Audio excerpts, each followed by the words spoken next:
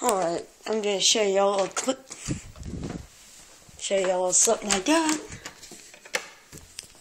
That is my factory Hannock Optimo tire. We got our car back.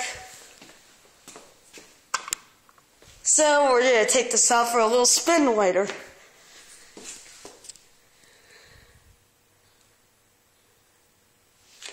As you can see, it's still got optimal tread.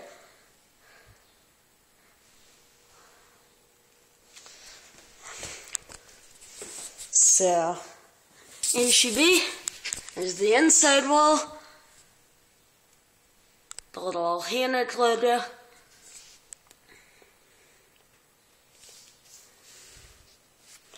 There's the damage.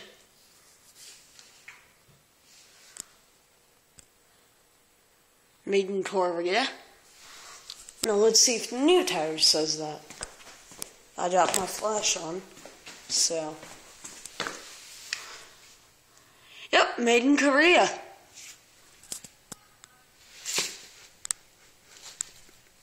As you can see, there's the little writing on it. There's our new bumper, which, damn, one's pretty close.